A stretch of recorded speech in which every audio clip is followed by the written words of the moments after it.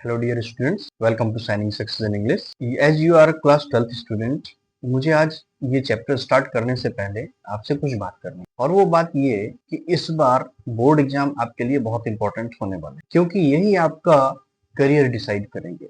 बहुत सारे लोग नीट की प्रिपरेशन करेंगे, काफी लोग आईआईटी के लिए जाएंगे, कुछ बीएससी की प्रिपरेशन करेंगे और इस तरह से आप लोग अपने लिए कोई ना कोई बेटर कोर्सेज की तलाश में रहेंगे। लेकिन इन सब के लिए बेस जो आपका होगा वो होगी क्लास 12th की परसेंटेज। आपका परसेंटेज या CGPA it totally depends on your mark. आपके मार्क्स किस सब्जेक्ट में कितने अच्छे हैं ये चीज आपको अच्छी सक्सेस दिलाएगी और इसके लिए इंग्लिश सब्जेक्ट को हम इग्नोर नहीं कर सकते। इंग्लिश सब्जेक्ट आपको वहां पर हेल्प करता है जहां आपके किसी सब्जेक्ट में मार्क्स थोड़े से कम रह जाते। अगर आपके इंग्लिश में मार्क्स अच्छे हैं तो बेशक आपके मैथ्स, फिजिक्स, केमिस्ट्री या फिर आपका जो भी पर्टिकुलर सब्जेक्ट है किसी में अगर थोड़े बहुत मार्क्स कम रह गए तो ये सब्जेक्ट आपको बहुत ज्यादा हेल्प करता है। That's why it's my opinion and recommendation for you कि आप इस सब्जेक्ट को लाइटली ना लें, इसको सीरियसली लें, इसमें अच्छे मार्क्स गेन करने की कोशिश करें क्योंकि इसमें जो स्टूडेंट थोड़ा सीरियसली मेहनत कर देता है वो बहुत अच्छा स्कोर कर जाता है। मैं अगर अपने लास्ट या प्रीवियस बैचेस की बात करूं तो काफी स्टूडेंट्स ऐसे मेरे हैं जो 97, 95, 96, 94 ऐसे मार्क्स गेन किए हैं। ये वही स्टूडेंट हैं जिनको इस सब्जेक्ट का फायदा मिला क्योंकि इन्होंने इसको थोड़ा सीरियसली लिया और इस पर एक्स्ट्रा मेहनत की। डियर स्टूडेंट, मेहनत कैसे करनी है वो भी मैं आपको बताऊंगा, कैसे इस सब्जेक्ट को अपने लिए इजी बनाना है वो भी मैं आपको बताऊंगा और इसमें स्कोरिंग क्या है इस पर भी हम चर्चा करेंगे। तो जो अभी आपको समझना है वो सिर्फ इतना कि चैप्टर को वन बाय वन अभी से इतना इजी वे में प्रिपेयर कीजिए कि ये बाद में आपको क्वेश्चन आंसर को रटने के लिए फोर्स ना करे। तो स्टूडेंट क्या करते हैं, स्टार्टिंग में इंग्लिश को लाइटली लेते हैं और सोचते हैं कि हम बाद में समरी पढ़ के जाएंगे और क्वेश्चन आंसर को सॉल्व करके आ जाए। क्वेश्चंस को सॉल्व करने के लिए आपको बेस चाहिए होगा और वो बेस होगा आपका सब्जेक्ट लर्निंग। इस सब्जेक्ट को आपने जितना डिटेल में पढ़ा होगा, चैप्टर्स, टॉपिक्स, ग्रामर हो चाहे लिटरेचर हो, जितना डीपली पढ़े होंगे बाद में आपको आंसर फॉर्मिंग उतनी इजी लगे। तो मेरी रिकमेंडेशन आपके लिए यही है कि चैप्टर को लाइन बाय लाइन प्रिपेयर कीजिए, इंपॉर्टेंट जो पोर्शंस हैं उनको अंडरलाइन कीजिए, चैप्टर के क्रक्स को समझिए, कैरेक्टर्स जो हैं उनकी एक फीलिंग क्या है, उनका ऑब्जेक्टिव क्या है, उनका पर्पज क्या है उसको समझिए और साथ में कोशिश कीजिए कि इस पर आप जितना एनालिसिस कर सकें वो बेटर होगा क्योंकि एनालिसिस करने से आप जो सीबीक्यूज हैं, कॉम्पिटेंसी बेस्ड क्वेश्चन, उनको अपने हिसाब से आंसर कर पाएंगे। जो स्टूडेंट केवल समरी पढ़ के जाता है, चैप्टर का उसने बिल्कुल भी एनालिसिस नहीं किया होता है, वो समरी के बेस पर केवल शॉर्ट आंसर टाइप क्वेश्चन को तो सॉल्व कर पाता है। जो लॉन्ग आंसर टाइप क्वेश्चन यानी बेसिकली स्कोरिंग क्वेश्चंस हैं हमारे 5 मार्क्स ईच, ऐसे क्वेश्चंस को सॉल्व करना उसके लिए बड़ा डिफिकल्ट हो जाता है। फिर आपके मार्क्स आते हैं 60, 65, 70 जो कि किसी काम के नहीं है। तो स्टूडेंट्स, अगर आप भी चाहते हैं कि आपके इसमें 95 प्लस मार्क्स आए तो चैप्टर को अभी से किसी टेंशन के बिना पढ़ना स्टार्ट कर दीजिए। स्टोरीज को समझिए, उनके पीछे के बैकग्राउंड को समझिए और लाइन बाय लाइन इसको एक्सप्लेन कर पाने की कैपेबिलिटी, कॉम्पिटेंसी अपने अंदर डेवलप कीजिए। फिर देखिए ये सब्जेक्ट आपके लिए कितना ज्यादा हेल्पफुल होगा आपकी परसेंटेज को ग्रो करने में।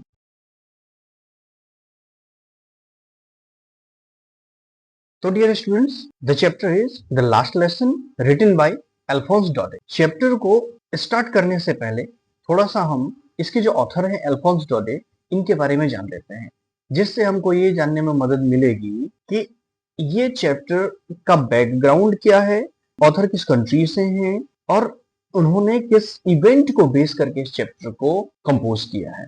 Alphons Daudet was a French novelist. ये एक फ्रेंच नॉवेलिस्ट हैं।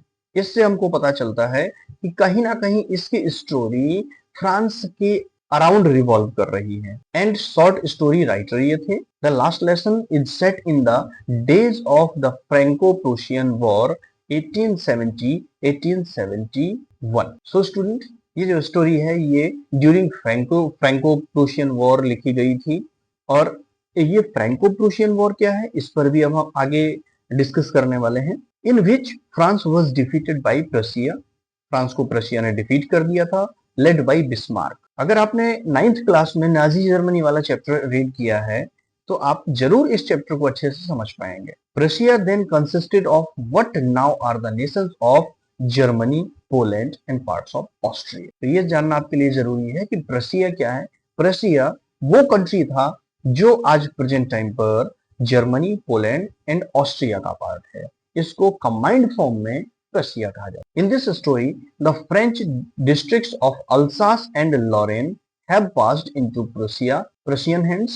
Read the story to find out what effect this had on life at school. मैं आपको एक बात बताऊं, अगर आप इस चैप्टर के थीम को देखेंगे, the theme is love for mother tongue, cultural identity and grief of its loss. अपनी जो राष्ट्रभाषा है, जो मातृभाषा है, मदर टंग, उसके लिए प्रेम क्या होता है, किसी कंट्री की कल्चरल आइडेंटिटी जो है और उसको खोने का जो ग्रीफ है, जो दुख है, इसके अराउंड ये स्टोरी रिवॉल्व करती है। यानी France, love for mother tongue, France की जो लैंग्वेज है फ्रेंच, फ्रेंच के लिए एक लव, फ्रेंच पीपल की जो कल्चरल आइडेंटिटी है वो, एंड जब उनकी अपनी आइडेंटिटी लॉस हो जाती है प्रशियन एनेक्सेशन के बाद, तो फिर वहां के लोग कैसा फील करते हैं, कितना अपने आप को वो एकदम अंदर से ब्रोकन पाते हैं, ये हमको इस स्टोरी में समझना है।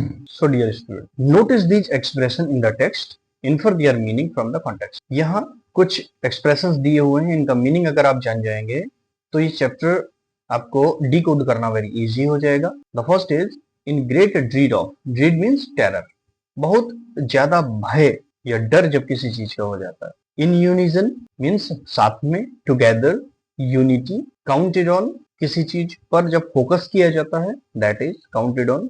अ ग्रेट बसल, केओस यानी हड़बड़ाहट, बहुत ज्यादा परेशानी। Thumbed at the edges, thumbed at the edges मतलब कि किसी चीज के किनारे पर, ब्रिंक पर आ जाना। रिप्रोच और सेल्फ विद यानी रिब्यूक, स्कॉल्ड या कंडेम, अपने आप को रिब्यूक करना, अपने आप को डांटना, स्कॉल्ड करना या अपनी निंदा करना, कंडेम करना। Okay, let's start the chapter. I started for school very late that morning and was in great dread of scolding, especially because M. Hamel had said that he would question us on participles and I did not know the first word about them. इससे पहले कि मैं इसका explanation start करूं, let's see a picture that is given in your book. Dear students, come to this page. This is already given in your book. Okay, let's check now. This is the map of France, and in this region, the adjacent places, this is Germany, this is Poland, and this is Austria. And during 1870-71, this full region was known as Prussia, including Germany, Poland, Austria. इन तीनों को मिला करके ये पूरा का पूरा जो कंट्री था या रीजन था, दिस वाज प्रूसिया। प्रूसिया क्या करता है? Franco Prussian war, this is France, France का प्रूसिया के साथ में वॉर चलता है और इस वॉर में फ्रांस अपनी इस टेरिटरी को, जिसमें basically Lorraine, Alsace and Strasbourg आते हैं, इन 3 टेरिटरीज में से लॉरेन एंड अल्सास को खो देता है। इस डिफीट में जिसमें फ्रांस हार जाता है, फ्रांस के हारने से यहाँ, फ्रांस के हारने के बाद ये लॉरेन एंड ये अल्सास, ये दोनों के दोनों प्रूसिया के हाथ में चले जाते हैं। अब एक ट्रीटी होती है, उस ट्रीटी के बेस पर, उस ट्रीटी के बिहाफ पर ये लॉरेन एंड अल्सास जर्मनी को दे दिए जाते हैं। किसको दे दिए जाते हैं? जर्मनी को, क्योंकि ये बिल्कुल जर्मनी से टच्ड एरिया है और इसीलिए जो जर्मन ट्रूप्स हैं, जर्मन आर्मी, वो इस रीजन पर आकर के अपना कब्जा कर लेती हैं एंड लॉरेन एंड अल्सास दोनों के दोनों दैट टाइम्स जर्मन पार्ट हो जाते हैं। जब ये जर्मन पार्ट हो जाते हैं और जर्मन आर्मी यहाँ पर इन्वेड कर लेती है इस रीजन को, तो वो अपने रूल रेगुलेशन इम्पोज करना यानी थोपना स्टार्ट कर देते हैं। जैसे टीचर्स जर्मन होंगे, जर्मन लैंग्वेज टीच की जाएगी, पीपल जो लैंग्वेज में कम्युनिकेट करेंगे वो जर्मन होगी, ट्रेडिशन, कल्चर ये सब के सब अब वहां पर जर्मन देखने को मिलेंगी। फ्रेंच पीपल को अपनी फ्रेंच आइडेंटिटी को छोड़ करके जर्मन आइडेंटिटी को एडॉप्ट करना होगा। ये उस टाइम की पॉलिसी थी, जर्मन पॉलिसी, जिससे कि अल्सास लॉरेन को यहाँ पर अपनी फ्रेंच आइडेंटिटी को छोड़ना पड़ा। और बस अगर आप इतना समझ गए तो अब ये चैप्टर आपके लिए समझना वेरी इजी हो जाएगा। तो आइए अब स्टार्ट करते हैं चैप्टर को। I started for school very late. एक स्टूडेंट जिसका नाम फ्रेंच है, फ्रेंच क्या करता है कि स्कूल के लिए बहुत लेट से तैयार होता है। दैट मॉर्निंग, उस सुबह, जब जिस सुबह की ये स्टोरी बताई गई है, फ्रांच कह रहा है कि I started for school very late, मैं स्कूल जाने के लिए लेट से तैयार हुआ। दैट मॉर्निंग, उस सुबह, and was in great dread of scolding, और मैं अंदर से बहुत ही ज्यादा इस डर में था कि मुझे क्या स्कॉल्डिंग, डांट पड़ने वाली है। स्पेशली बिकॉज, और वो डांट क्यों पड़ने वाली है? M Hamel is teacher here. M Hamel कौन है? कैरेक्टर्स भी आपको अंडरलाइन करके चलने हैं। M Hamel, M means Monsieur, Monsieur Hamel France के टीचर हैं। ही हैड सेड, उन्होंने कहा था, क्या कहा था? That he would question us on participles, आज वो पार्टिसिपल्स पर हमसे क्वेश्चन पूछेंगे। And I did not know the first word about them and how I will answer those question. बस यही डर सता रहा है फ्रांस को। For a moment I thought of running away. France कहता है कि शुरुआत में तो कुछ क्षण के लिए, कुछ पल के लिए मैंने सोचा कि मैं रन अवे कर जाऊं, भाग जाऊं। And spending the day out of the doors, out of the doors, कहीं बाहर, मैं कहीं बाहर भाग जाऊं और क्लास में एंटर ही ना करूं। इट वॉज सो वार्म, लेकिन बाहर बहुत ज्यादा गर्मी है, धूप है। सो ब्राइट, बहुत तेज धूप है, चमकीली धूप। The birds were chirping at the edge of the woods. Woods, woods means जंगल, वुड होगा तो लकड़ी, लेकिन वुड्स जंगल, जंगल के बिल्कुल एज पर, किनारे पर बर्ड्स बहुत जोर जोर से चिरपिंग कर रही हैं, चहचहा रही हैं। And in the open field, लेकिन जो खुला मैदान है, ऑफ द सॉमिल, तो सॉमिल एरिया का जो ओपन फील्ड है, back of the सॉमिल, the Prussian soldiers were drilling, पीछे रूसियन सोल्जर्स वहां पर ड्रिल कर रहे हैं। ड्रिलिंग मीन्स होता है अपनी तैयारी करना, अपना अभ्यास करना, एक्सरसाइज करना। It was all much more tempting than the rule of participles. It all much more tempting, ये और भी ज्यादा अंदर से बेचैन करने वाला था, than the rule for participles. But I had the strength to resist, लेकिन फ्रांच कहता है कि मेरे पास इतनी स्ट्रेंथ थी, इतनी मजबूती थी कि मैं इसको रेसिस्ट कर सकता था। And hurried off to school, और इसीलिए मैं जल्दी जल्दी स्कूल की तरफ हरीड ऑफ, भागा। When I passed the town hall, there was a crowd in the front of bulletin board. जब वो टाउन हॉल के बाहर से गुजर रहा होता है, तब वो देखता है कि एक बहुत बड़ी भीड़, was a crowd in front of bulletin board, bulletin board के बाहर एक भीड़ लगी हुई है। For the last 2 years all of our bad news had come from there, और ये वही स्थान है, ये वही प्लेस है, ये बुलेटिन बोर्ड, जहां से पिछले 2 साल से जब देखो जब कुछ ना कुछ बुरी खबरें ही आती रही हैं हम लोगों के लिए, बैड न्यूज आती रही हैं। आज तक इसने एक भी गुड न्यूज फ्रेंच को नहीं दी लास्ट 2 years में। कैसे? द लॉस्ट बैटल्स, कि फ्रांस बैटल्स यानी जितने भी अब तक के युद्ध हुए उनमें फ्रांस हमेशा हारा है। द ड्राफ्ट, किस बात का ड्राफ्ट? जो फ्रेंच लोगों के लिए बनाया गया था। The orders of the commanding officer, commanding officers के जितने भी ऑर्डर्स होते थे वो सब इसी बुलेटिन बोर्ड पर पेस्ट किए जाते थे पब्लिक के लिए। And I thought to myself, और मैंने अपने बारे में सोचा, विदाउट स्टॉपिंग, बिना रुके।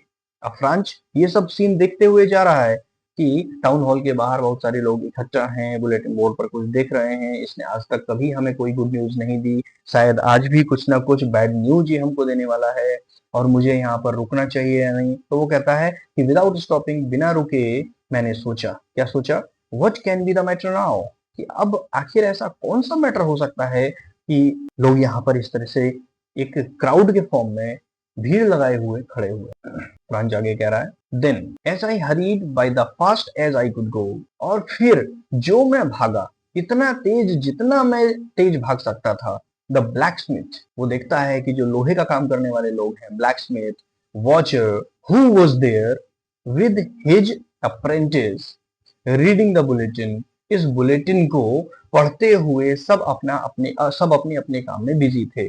कॉलिंग आफ्टर मी, और जो पीछे से मुझे आवाज दे रहे थे, क्या कह रहे थे अपना काम करते हुए?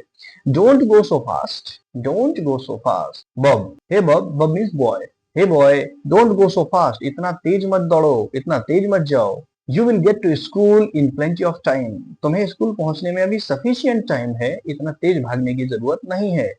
आई thought he was making fun of me, मुझे मैंने सोचा वो शायद मेरा मजाक बना रहे थे। And reached M Hamel's little garden all out of breath. All out of breath एक फ्रेज है यहाँ पर। ऑल आउट ऑफ ब्रेथ मतलब बिना सांस लिए, एक ही सांस में, और जितनी सांस वो खींच सकता था बस एक लंबी सांस खींची और सीधे कहाँ पहुंच गया? एम हेमल के छोटे से गार्डन में पहुंच गया, बेसिकली स्कूल में पहुंच गया। एम हेमल उसके टीचर हैं। अब फ्रेंच कहता है usually when school began, generally जब स्कूल शुरू होता था, there was a great bustle, daily बहुत ज्यादा केओस, बहुत ज्यादा शोर शराबा होता था, which could be heard out in the street, जिस शोर को हम बाहर स्ट्रीट तक सुन सकते थे। इतना जोर का क्राउड, इतना जोर का नॉइज क्रिएट होता था स्कूल में। The opening and the closing of desk, फिर आवाज सुनाई देती थी डेस्क के खोलने और क्लोज करने के। लेसन्स रिपीटेड इन यूनिजन, और बच्चे जो बार बार लेसन्स को एक कोरस के फॉर्म में एक साथ मिलकर के ग्रुप में जो प्रोनाउंस करते थे, जो रीड करते थे, उन लेसन्स को रीड करने की, रिपीट यानी लर्न करने की जो यूनिजन, टुगेदर एक साथ लेसन्स को रीड करने की जो साउंड हमें सुनाई देती थी, वो वेरी लाउड, बहुत ऊंची आवाज, with our hands over our ears to understand better, और इतनी तेज कि इसको सही तरीके से समझने के लिए हमें अपने हाथ अपने कानों के ऊपर रखने पड़ते थे। And the teacher's great ruler rapping on the table, और फिर हम देखते थे कि टीचर का ग्रेट रूलर मतलब एक अच्छी सी रूलर यानी स्केल जो होती है, उसको hitting on the table, teacher बहुत जोर से हिट करता था टेबल के ऊपर, और हम सब लोग एकदम क्वाइट, शांत हो जाते थे। But now it was all so still, लेकिन आज ये क्या, सब कुछ एकदम स्टिल, शांत। I had counted on the commotion to get to my desk without being seen. Counted on I had counted on the commotion, और मैंने डिसाइड किया क्या? To get to my desk without being seen, कि मुझे बिना किसी के सामने विजिबल हुए या फिर बिना किसी की नजरों में आए चुपचाप सीक्रेटली अपने डेस्क तक पहुंचना है। But of course that day everything had to be as quiet as Sunday morning, लेकिन उस दिन सब कुछ बिल्कुल इतना शांत, इतना क्वाइट था जैसे कि संडे की मॉर्निंग में सब कुछ एकदम शांत होता है। थ्रू द विंडो, खिड़की से, आई सॉ माई क्लासमेट्स, मैंने देखा कि मेरे क्लासमेट्स हैं, already in their places, already अपने प्लेसेस पर बैठे हुए हैं।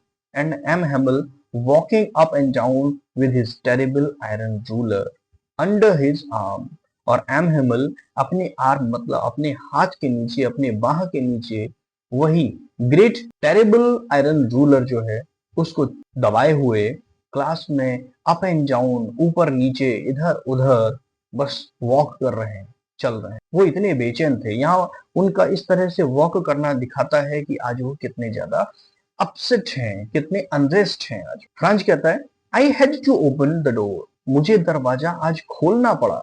And go in before everybody, और सबके सामने से गुजरते हुए अंदर जाना पड़ा। You can imagine how I blushed and how frightened I was, अब आप मेरी सिचुएशन को समझ सकते हैं। फ्रांस कह रहा है कि मैं उस दिन कितना ब्लश्ड, शर्मिंदा हुआ, and how frightened I was, और मैं कितना ज्यादा उस दिन घबराया हुआ था। आई होप ये पैराग्राफ आपको अच्छे से समझ में आया होगा, स्टोरी का बैकग्राउंड समझ में आया होगा कि आखिर ये स्टोरी कहाँ की है, कैरेक्टर सब तक कौन कौन से सामने आए हैं। जो कैरेक्टर सामने आए हैं उसमें फ्रांज है, उसके टीचर एम हेमल हैं, वो सारे लोग जो ब्लैक स्मिथ है, वॉचर है, एंड अदर पीपल हैं जो बुलेटिन बोर्ड के सामने खड़े हुए हैं, अपना काम कर रहे हैं, और वो एम हेमल को थोड़ा सा एक टाइप से एक वार्निंग जैसी देते हैं कि भाई इतना तेज दौड़ने की जरूरत नहीं है, आपके पास सफिशिएंट टाइम है, आप स्कूल टाइम से पहुंच जाइएगा। आगे बढ़ते हैं। अब फ्रांच आगे क्या बताता है? बट नथिंग हैपेंड, जब फ्रेंच बहुत ज्यादा डर रहा था, घबरा रहा था क्लास में एंटर करते हुए, तो वो कहता है लेकिन कुछ नहीं हुआ, मैं तो फालतू में ही इतना डर रहा था। M Hamel saw me, M Hamel sir ने मुझे देखा, एंड सेड वेरी काइंडली, और बहुत ही दया के भाव से भरे हुए शांत स्वर में कहा, go to your place quickly Franz, little Franz. उन्होंने यहाँ फ्रांच को लिटिल फ्रेंच कहा, लिटिल फ्रेंच जल्दी से अपने प्लेस पर जाओ। We were beginning without you, हम तो तुम्हारे बिना ही अपनी बात को शुरू कर चुके हैं, लेकिन अच्छा हुआ आप आ गए, इसीलिए जल्दी से आप अपनी सीट पर जाइए। आई jumped over the bench and set down at my desk. वो कहता है कि मैं अपनी तुरंत मैंने एक छलांग लगाई और बेंच पर एक छलांग लगाई और अपनी सीट पर बैठ गया। नॉट टिल देन, तब तक, when I had got a little over my fright, did I see that our teacher had on his beautiful green coat. Not till then, when I had got a little over my fright, जब मैं अपने ऊपर थोड़ा सा control कर पाया, जब मैं अपने आप को संभाल पाया, तो मैं क्या देखता हूँ, that our teacher had on his beautiful green coat, कि हमारे टीचर एम हिमल आज एक खूबसूरत से ग्रीन कोट में हैं। His frilled shirt, उनकी जो फ्रिल की हुई थोड़ा सा घूमी हुई शर्ट जो है, and the little black silk cap, आज वो एक फ्रिल्ड शर्ट पहने हुए हैं, लिटिल ब्लैक जो एक हल्की सी ब्लैक कलर की सिल्की कैप है वो लगाए हुए हैं, एंड ऑल एम्ब्रॉयडर्ड, और सब कुछ एम्ब्रॉयडरी किया हुआ है, उस पर एक स्पेशल डिजाइन बनी हुई है, दैट ही नेवर वोर एक्सेप्ट ऑन इंस्पेक्शन। और आज जिस तरह से वो ड्रेसअप होके आए हैं ना, इस तरह की ड्रेस, इस तरह का गेटअप, वो या तो इंस्पेक्शन के दिन और या तो प्राइज डेज जो होता है, जिस दिन प्राइज डिस्ट्रीब्यूशन होता है, उस दिन अपना इस तरह से मेकओवर करके आते हैं, अपने आप को इस तरह से गेटअप करके आते हैं। बिसाइड्स, इसके अलावा, the whole school seemed so strange, पूरा स्कूल आज बड़ा अजीब सा लग रहा था, एंड सोलेम, और बहुत ही शांत लग रहा था। सोलेम, शांत, एकांत या खालीपन। But the thing that surprised me, लेकिन जिस चीज ने फ्रेंच को सरप्राइज कर दिया वो क्या था, मोस्ट वाज टू सी, जो उसने देखी उनमें क्या क्या। यहाँ स्टूडेंट्स आपको इस पूरे पैराग्राफ को अंडरलाइन कर लेना, इसको हाईलाइट कर लीजिएगा, क्योंकि ये वही चीज है जो अब फ्रेंच ऑब्जर्व कर रहा है, ऑल डिफरेंट थिंग्स, सभी आज थोड़ा सा स्ट्रेंज चीजें जो उसको उसके लिए सरप्राइज बने।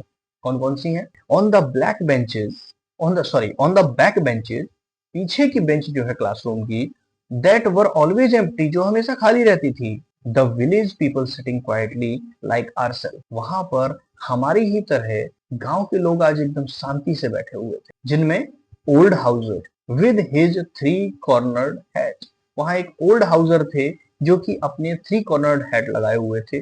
द फॉर्मर मेयर, ये फॉर्मर मेयर थे।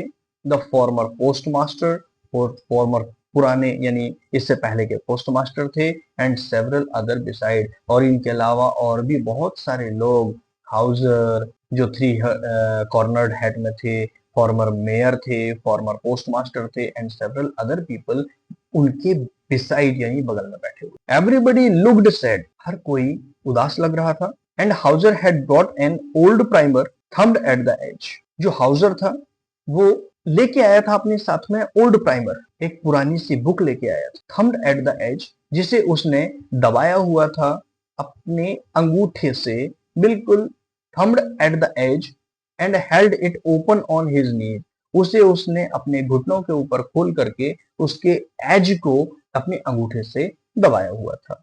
With his great spectacles lying across the pages, और इसके पेजेस के ऊपर उसके ग्रेट यानी बड़े बड़े स्पेक्टिकल्स, चश्मा, उसके चश्मे रखे हुए। While I was wondering about it all, जब मैं इन सब चीजों को आश्चर्य के साथ, अचंभे के साथ देख रहा था, M Hamel mounted his chair, M Hamel ने अपनी चेयर को एक प्रॉपर पोजीशन दी, वो अपनी चेयर के ऊपर बैठ गए, and in the same same grave and gentle tone, अपनी इसी गंभीरता, इसी सीरियसनेस के साथ, एंड जेंटल टोन, उसी प्यारी सी टोन, लय के साथ, आवाज के साथ, which he had used to me, जो जिस प्यारे से स्वर में, प्यारी सी वॉइस में, टोन में उन्होंने मुझे कहा था कि जल्दी से जाओ फ्रांस और अपनी सीट पर बैठ जाओ, बिल्कुल उसी प्यार भरे शब्दों में, प्यार भरी आवाज में वो कहते हैं, my children, this is the last session I shell give you, प्यारे बच्चों, आज ये लास्ट चैप्टर होने वाला है, लास्ट लेसन होने वाला है, अंतिम पाठ है जो मैं आज आपको पढ़ाऊंगा। The order has come from Berlin. Berlin से ऑर्डर आ चुके हैं to teach only German in the schools of Alsace and Lorraine. मैं अभी आपको बताया थोड़ी देर पहले कि जब जर्मन ट्रूप्स का अल्सास एंड लोरेन के ऊपर कब्जा हो गया तो उन्होंने वहां की लैंग्वेज को चेंज किया, वहां के स्कूल के सिलेबस को चेंज कर दिया और इन सब के लिए उन्होंने प्रॉपर ऑर्डर इशू की। तो एम हेमल उसी ऑर्डर की बात करते हुए कहते हैं कि order has come from Berlin, Berlin से ऑर्डर आ चुका है to teach only German in the schools of Alsace and Lorraine. The new master comes tomorrow, कल एक नया टीचर आ रहा है। This is your last French lesson, and जो फ्रेंच लैंग्वेज आज तक आप लोग रीड करते आए हैं वो फ्रेंच लैंग्वेज कल से यहाँ नहीं पढ़ाई जाएगी, कल एक न्यू टीचर आएगा। That's why it is my last. मतलब ये लास्ट लेसन किसका है, किसके थ्रू डिलीवर किया जा रहा है, एम हेमल के थ्रू। किस लैंग्वेज का, French language. I want you to be very attentive, और वो कहते हैं कि डियर स्टूडेंट मैं तुम्हें अटेंटिव सावधान करना चाहता हूँ कि कल से एक न्यू टीचर आने वाले हैं and he will teach you German language here. आगे बढ़ते हैं। What are thunder clap, these words were to me thunder clap, बिजली की कड़क। ये वर्ड्स मेरे कानों में बिल्कुल बिजली की कड़क की तरह गूंज उठे। ओह द रैशेस, हाय कितना अंदर से तोड़ने वाला सीन है ये वर्ड्स कितने अंदर से तोड़ने वाले हैं। That was what they had put up at the town hall, और ये वर्ड्स जब उन्होंने कहे तो ऐसा लगा कि हम लोग अंदर से एकदम टूट से गए। My last French lesson, why I hardly knew how to write. जैसे कि एम हेमल ने कहा कि ये लास्ट फ्रेंच लेसन होने वाला है, तो क्या ये मेरा लास्ट फ्रेंच लेसन है और क्यों? I hardly knew how to write, बड़ी मुश्किल से, हार्डली मुश्किल से तो मैं लिखना सीख पाया। I should never learn any more, मैं कभी इससे आगे नहीं बढ़ पाया, इससे ज्यादा नहीं सीख पाया। I must stop there then, तो क्या मुझे अब यहाँ पर रुकना पड़ेगा? क्या मेरी स्टडी, मेरी लर्निंग रुक जाएगी? Oh how sorry I was for not learning my lesson. अब यहाँ वो थोड़ा सा रिग्रेट करते हुए कहता है कि हाउ सॉरी आई वॉज, मुझे अफसोस हो रहा है अपने ऊपर, for not learning my lesson, कि मैंने अपने लेसन सही तरीके से लर्न नहीं किए। फॉर सीकिंग बर्ड्स एग, क्यों लर्न नहीं किए? क्योंकि मैं किसी दूसरे वर्क्स में इन्वॉल्व रहा। कौन कौन से? सीकिंग बर्ड्स एग, चिड़ियों के अंडे ढूंढने में, उनकी तलाश करने में, और गोइंग स्लाइडिंग ऑन द सार, जो सार रीजन है उस सार रीजन में स्लाइडिंग के लिए जाने में। माई बुक्स, वो कहते हैं, फ्रांच कहता है कि मेरी किताबें, that had seemed such A nuisance a while ago, जो मुझे कुछ दिन पहले, न्यूसेंस, न्यूसेंस मीन्स होता है बाधा, इसको न्यूसेंस भी आप लोग प्रोनाउंस कर सकते हैं।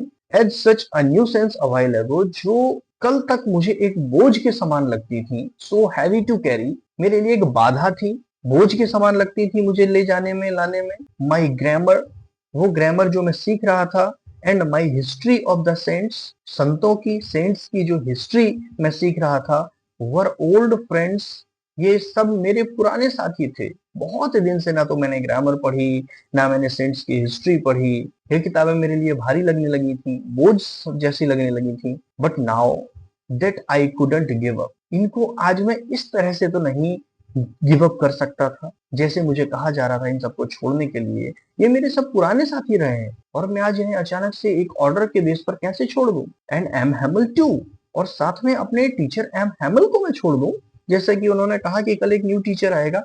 Is this possible? Is this easy this much? The idea that he was going away, और ये आइडिया कि वो कल छोड़ के जा रहे हैं, that I should never see him again, और मैं कल से उन्हें दोबारा कभी नहीं देख पाऊंगा, made me forget all about his ruler. इस थॉट ने कि कल से मैं एम हैमल अपने लवली टीचर को कभी नहीं देख पाऊंगा, मुझे उनकी रूलर भूल गई। इसने मुझे उनकी रूलर भुला दी। And how cranky he was, और वो कितने ज्यादा खड़ूस थे, कितने स्ट्रिक्ट थे, उनका नेचर कितना ऑड था हमारे लिए, ये सारी बातें एक पल में भूल गई। स्टूडेंट्स, ये लाइन थोड़ा सा इमोशनल है। जस्ट इमेजिन कि आपके किसी फेवरेट टीचर का ट्रांसफर हुआ हो, या आपको सडनली एक न्यूज मिले कि today is his last lesson and from tomorrow he will never come again, तो आप कैसा फील करेंगे? आप जरा सोच के देखिए। आपको रोना आएगा, आप बहुत ज्यादा मिस करेंगे ऐसे इंसान को जो आपके लाइफ में एक चेंज लेके आए, जो एक टॉर्च बेरर रहे हैं आपके लिए एक हैंड होल्डर रहे हैं। जब आप एक लर्च में थे, आप बहुत डिफिकल्ट सिचुएशन में थी अपने सब्जेक्ट को लेकर। सेम यही कंडीशन यहाँ फ्रेंच की है कि एम हेमल के जाने से उसे आज कितना ज्यादा दुख है कि वो उनके द्वारा दिए गए पनिशमेंट को भूल गया, उनके स्ट्रिक्ट बिहेवियर एंड नेचर को भूल गया। आगे बढ़ते हैं। Poor man, it was in honour of this last lesson that he had put on his fine Sunday clothes. गरीब आदमी, बेचारा आदमी. It was in honor of this last lesson that he had put on his fine Sunday clothes. आज ये इस last lesson के सम्मान में ही तो यहाँ पर प्रेजेंट हुए हैं, और वो भी इन कपड़ों में जो वो संडे के दिन कहीं बाहर मौज मस्ती के लिए जाने के लिए, इंजॉय करने के लिए इन क्लोथ्स को पहनते थे। आज वो स्टाइलिश कपड़े आज वो पहन के आए हैं, सिर्फ और सिर्फ इस लास्ट लेसन के ऑनर में, इसके सम्मान में। एंड नाउ आई अंडरस्टूड, और फ्रांच कहता है कि अब मैं समझ पाया, why the old man of the village was sitting there in the back of the room, कि इस रूम में, हमारे क्लासरूम में पीछे की तरफ क्यों आज विलेजर इतनी शांति से बैठे हुए हैं। It was because they were sorry too, क्योंकि आज वे भी बहुत ज्यादा दुखी हैं, वे भी बहुत ज्यादा पछता रहे हैं। That they had not gone to school more, और किस बात पर पछता रहे हैं, किस बात का अफसोस कर रहे हैं, कि वे भी ज्यादा दिन तक स्कूल नहीं जा पाए। It was their way of thanking our master for his 40 years of faithful service. याद रखना, 40 years of faithful service. M Hamel ने उस स्कूल में 40 years तक की सर्विसेज दी, and it was their way of thanking, और इसीलिए ये विलेजर्स आज वहां एम हेमल को उनकी 40 years की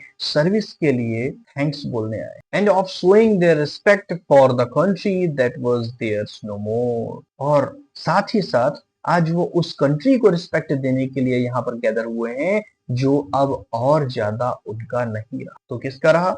यानी उनकी कंट्री पर आज एक अदर कंट्री या एडजेसेंट कंट्री या फिर नेबरिंग कंट्री का कब्जा हो चुका है।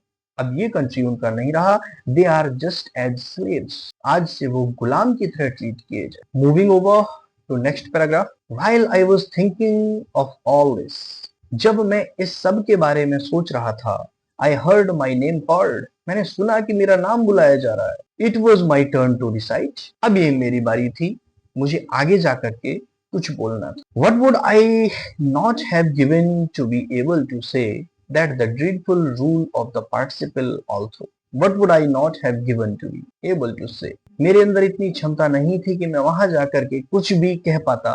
that dreadful rule of the participle also, और जो participles आज सबके सामने सुनाने के लिए या उससे रिलेटेड क्वेश्चन जो आज मुझसे होने थे, उसका जो डर मेरे अंदर था, इस वजह से तो बिल्कुल आज उसके अंदर क्षमता नहीं थी, एबिलिटी नहीं थी कि वो स्टेज पर जाकर कुछ बोले। Very loud and clear and without one mistake, बहुत ऊंची आवाज में, क्लियर वॉइस में, and without any one mistake, बिना एक भी गलती किए उसके लिए कुछ भी कह पाना पॉसिबल ही नहीं था। But I got mixed up one of the first word and stood there, लेकिन उसने क्या किया? Mix up one of the first words and stood there, उसने शुरुआत के कुछ वर्ड्स को एक साथ मिक्सअप किया और सामने खड़ा हो गया। Holding on to my desk, my heart beating, और उसने जैसे ही बोलना स्टार्ट किया तो उसका हार्ट बीट करने लगा। And not daring to look up, अब उसकी हिम्मत नहीं हो रही है कि वो अपने मुंह से एक भी शब्द बाहर निकाल सके और सामने देख सके। अब फ्रांच क्या कह रहा है, जब वो अंदर से बहुत ही ज्यादा घबराया हुआ है, डरा हुआ है। आई हर्ड एम हेमल से टू मी, मैंने सुना कि एम हेमल ने मुझसे कहा, क्या? I won't scold you little French, little French, आज मैं तुम्हें नहीं डांटूंगा। You must feel bad enough, क्योंकि आज तुम्हें भी बहुत बुरा लग रहा होगा। सी हाउ इट इज, देखो ये कैसा है आज जो तुमको बुरा लग रहा है, या फिर ये कैसा है। Every day we have said to ourselves, प्रतिदिन हमें खुद से कहना पड़ता है, क्या? I have plenty of time, कि मेरे पास बहुत ज्यादा टाइम है। हम डेली अपने आप से कहते हैं कि मेरे पास, बाह मीन्स अरे मेरे पास बहुत ज्यादा टाइम है। I will learn it tomorrow, हम रोज अपने आप से कहते हैं कि अभी तो बहुत टाइम बचा हुआ है, कल याद कर लेंगे।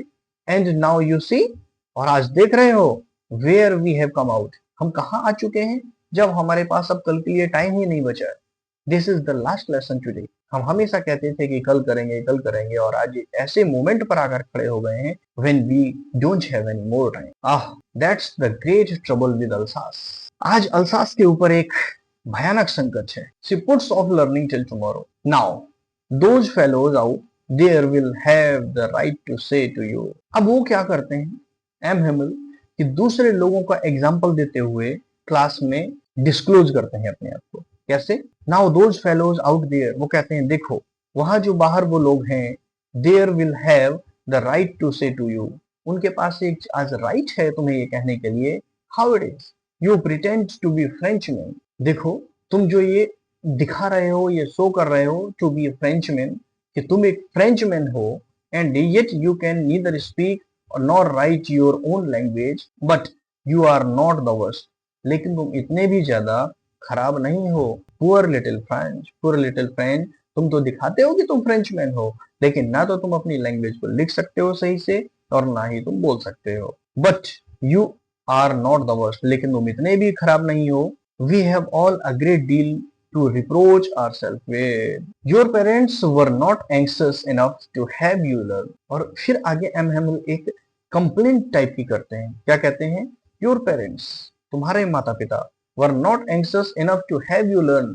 वो कभी तुम्हें पढ़ाना ही नहीं चाहते। They preferred to put you to work on a farm. वो या तो तुम्हें खेतों में काम करते हुए लगाना चाहते हैं, और at the mills, या तो फिर वो तुम्हें मिल में काम के लिए भेजना चाहते हैं। So as to have a little money, more money, जिससे कि वो थोड़ा सा ज्यादा पैसा कमा सकें। एंड आई, और मैं, I have been to blame also, और मैं भी अपने आप को दोष देता हूँ।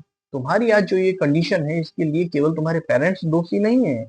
आई am also guilty. Have I not often sent you to the water my flowers instead of learning your lessons? क्या तुम्हारे लेसन पढ़ने के बजाय मैंने तुम्हें अपने फ्लावर्स को पानी देने के लिए नहीं भेजा? अगर भेजा है तो मैं भी इसके लिए उतना ही गिल्टी हूँ। And when I wanted to go fishing, और जब मैं फिशिंग के लिए जाना चाहता था, did I not just give you a holiday? तो क्या उस टाइम पर मैंने तुम्हारी छुट्टी नहीं की? इसका मतलब मैंने तुम्हारी छुट्टी की, मैंने तुम्हें लेसन्स टीच नहीं किए, तो तुम्हारे पेरेंट्स के इक्वली मैं भी उतना ही गिल्टी हूँ, जो कि आज तुम्हारी एजुकेशन के लिए, तुम्हारी लर्निंग के लिए कंप्लीटली रिस्पॉन्सिबल है। नेक्स्ट पैराग्राफ में वो कहते हैं, then from one thing to another, एक चीज से दूसरी चीज, M Hamel went on to talk, M Hamel एक एक करके हर चीज के बारे में बात करते गए। Talk of the French language, French language पर बात करते गए। सेइंग दैट, क्या कहते हुए? It was the most beautiful language in the world, और वो कहते हैं फ्रेंच लैंग्वेज पर बात करते हुए कि ये दुनिया की सबसे खूबसूरत भाषा है। द क्लियरेस्ट, एकदम क्लियर, स्पष्ट। द मोस्ट लॉजिकल, सबसे ज्यादा तर्क वाली बात। That we must guard it among us, जिसकी हमें रक्षा करनी है। एंड नेवर फॉरगेट इट, हमें इसे भूलना नहीं है, इसे संजो के रखना है, इसे बचा के रखना। Because when a people are enslaved, कितनी इंपॉर्टेंट एंड सीरियस बात वो यहाँ कहते हैं कि because when a people are enslaved, यहाँ अ एंड पीपल दोनों को एक साथ यूज किया है, जबकि वी नो कि पीपल प्लूरल नाउन है, और प्लूरल नाउन कभी भी अपने आगे अ वर्ड अ आर्टिकल नहीं लेते हैं।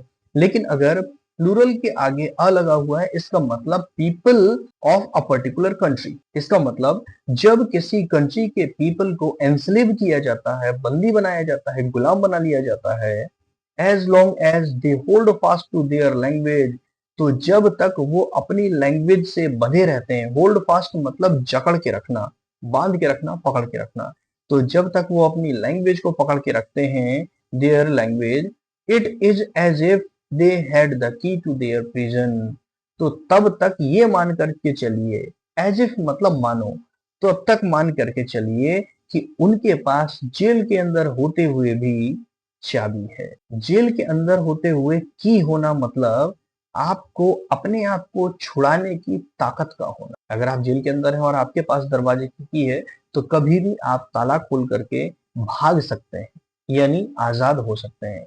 तो एम हेमल लैंग्वेज की इंपॉर्टेंस बताते हुए कहते हैं कि जब तक आपके पास अपनी लैंग्वेज है, आप अपनी मदर टंग को पकड़ के रखते हैं, उसको प्रैक्टिस करते हैं, उसको भूलते नहीं हैं, तो समझिए आप अपने आप को आजाद करने की ताकत रखते हैं। Then he open a grammar, फिर उन्होंने ग्रामर ओपन की, and read us our lesson, और हमारे लिए पाठ पढ़ा। I was amazed to see how well I understood it. आज फ्रेंच को बड़ा अचंभा हो रहा है। वो कहता है I was amazed to see how well I understood it, wow, आज मैं इस चैप्टर को कितना अच्छे से समझ पाया। All he said seemed so easy, so easy.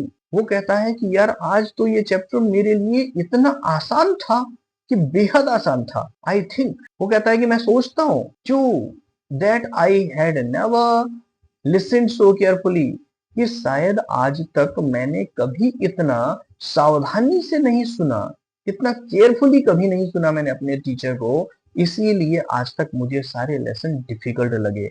आज मैंने इस लेसन को इतना इजीली समझा, उसके पीछे का रीजन ये है कि आज मैंने इसको बहुत ही अटेंटिवली, बहुत ही केयरफुली सुना। And that had never explained everything with so much patience. और दूसरी बात फिर ये भी है कि शायद या तो फिर एम हेमल ने हमें आज तक इतना पेशेंटली, इतना धीरज के साथ, इतना शांति के साथ कभी नहीं पढ़ाया। दोनों में से कोई भी रीजन, एक तो मेरी अटेंटिवनेस और दूसरा एम हेमल का जो पेशेंस है पढ़ाते टाइम, समझाते टाइम, ये दोनों ही चीजों ने आज ये चैप्टर मेरे लिए इजी कर दिया। He says further, it seemed almost as if the poor man wanted to give us all he knew before going away. आज ऐसा लग रहा था मानो ये पुअर मैन, ये एम हेमल सर, ये बेचारा आदमी हमें वो सब कुछ दे देना चाहता है जाने से पहले जो कि उसके पास है, यानी जितना नॉलेज उसके पास है आज वो हमें सब दे करके जाना चाहता है अपने जाने से पहले। And to put it all into our heads at one stroke. और ऐसा लगता है कि शायद आज एक झटके में अपना ये सारा नॉलेज, अपना सारा ज्ञान आज हमारे सर में भर देना, हमारे दिमाग में भर देना चाहता है, हमारे अंदर भर देना। So dear students, I hope यहाँ तक ये चैप्टर आपको बहुत अच्छे से समझ में आया होगा।